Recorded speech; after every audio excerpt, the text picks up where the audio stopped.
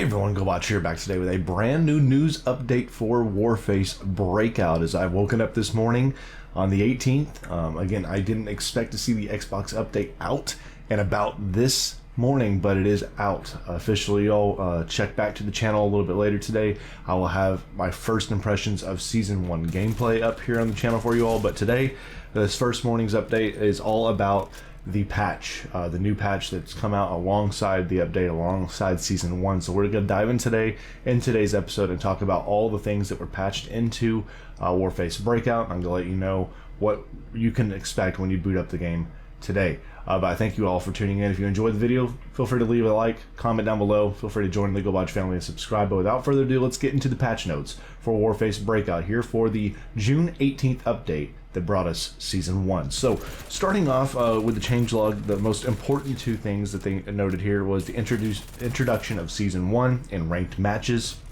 and all 5 maps have now been more optimized. So that's a great thing to see there. They optimized the maps, and we have now more content to play now in the game. Now moving on through our bullet points here, you have reduced FPS drops continuing to be implemented into the game with every single update, so now it should be even more smoother, or hopefully smoother than it was before. Number 2, they said they've added in some barriers, not letting people fall off the climb points. So they're gonna, I guess, I don't know exactly what they're talking about there. I guess they're talking about stairs or places where you're trying to climb on things and you're actually vaulting. So now they're adding some barriers that lets people not fall off the climb points. And number 3, they fixed some animations on bomb explosions as well. So that's gonna, I guess, help the game be a little bit more crisp around the edges there with the explosions and things like that. Moving on to some of the other points now. Again, the biggest point out of that first 3 is the fact that they have continued to fix and improve upon the FPS drops that we've been plagued with since the launch of the game, and that have gotten better with each patch that's come since release. So that's very good to see that. I can't wait to jump in and play a match on Season 1 again. I still haven't played a single match of Season 1, so I can't wait to see exactly how it's going to perform. Moving on to some of the other bullet points here. Again, I'm just going to kind of stroll through these things. Don't expect me to sit here and spend a lot of time with them. So here we go. They said they fixed more situations leading to game freezes. They optimized UI loading patterns as well, so that's going to help with the game freezes as well as the FPS drops. They said for the penalty system, they have added in for hardcore. Now such actions as leaving and team killing will be punished. Here's what they said.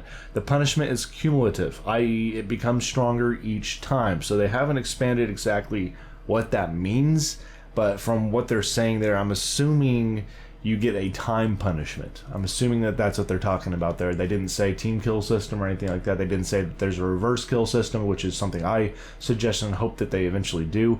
But they said it's going to be cumulative and it'll be stronger each time. So that tells me it's probably time-based, which means you'll start at like 5 minutes, then to 10, to 20, to 30, whatever it may be. So at least there is some sort of penalty system now for team killing and for leaving matches early and hardcore. So that's a good change there. Moving on to the next point, they said they fixed a bug where players could spawn far from the spawn point at the beginning of a round. Thank God, because that could be killer. They've also improved the overall game client's stability. So stability improvements are always high in my book right there. That's a good thing to see.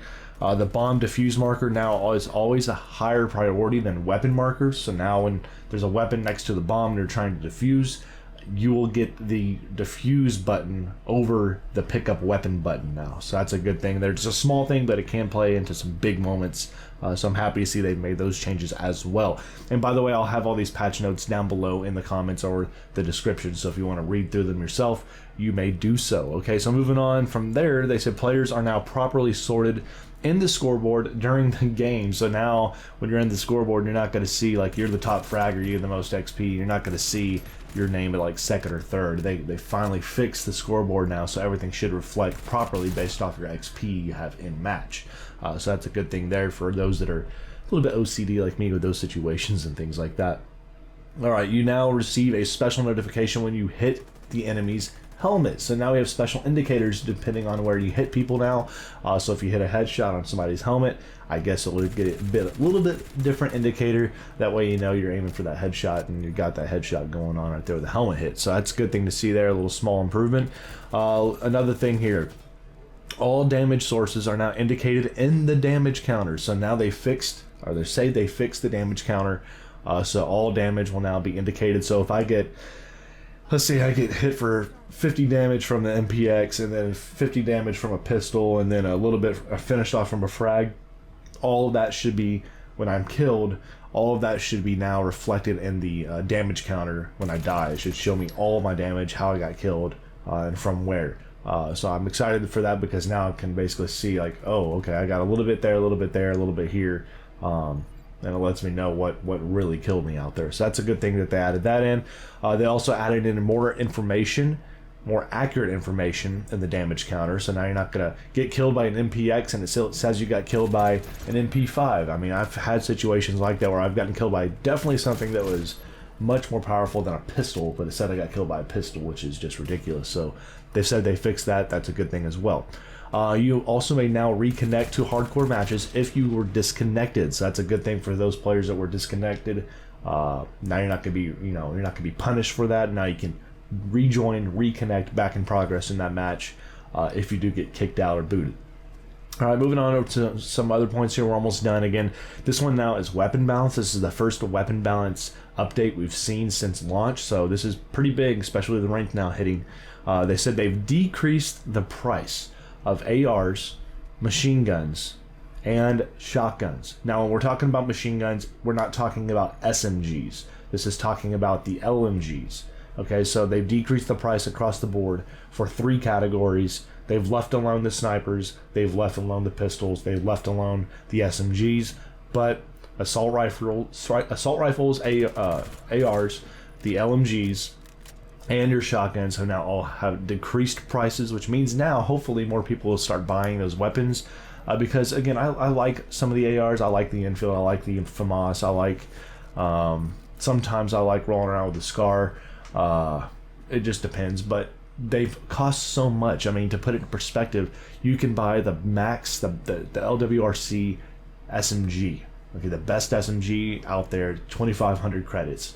That cost about 100 to 200 more credits than the last AR, or the first AR, which is like the AK, okay, or the M16. That's ridiculous because there's such a huge difference between those two weapons, especially with a recoil, that nobody would do that, unless you just love those ARs. So now with that, I'm excited to jump into the game and see that. So that's a huge change there to help with the balancing, and hopefully we'll get to see other people using different guns other than just the SMGs. Moving on to the last little things here, they said they've reworked the loading window appearing after the final screen. They've added a special visual effect when you earn money in match. Okay, haven't seen that, so that's new. Voice lines are no longer used when players remain solo, so that's just a small thing, but more for the realism effect. And muted players no longer get unmuted after sides are changed, which is good for me whenever I'm playing with people, and sometimes people are really annoying and they eat their mics and yell in their mics, and then I have to remute them after I thought they were already muted, so they scare the crap out of me. That's a good change as well. But that's it for the changelog here for the update for the 18th that brought us Season 1 and Ranked, which is live right now across the board. So let me know what you thought of this current patch, if the game's playing better for you or not. And stay tuned here on the channel for more coverage for Warface Breakout from me, as we will have an episode up with my first impressions for Season 1 and Ranked. So let me know your thoughts. Again, if you enjoyed today's little patch note update, hit that thumbs up button, comment down below. Feel free to join the Gobotch family and subscribe. But thank you all so much for tuning in here today. Please stay safe out there. Have a great rest of your day. And we'll see you all back here in the next video. Y'all take it easy.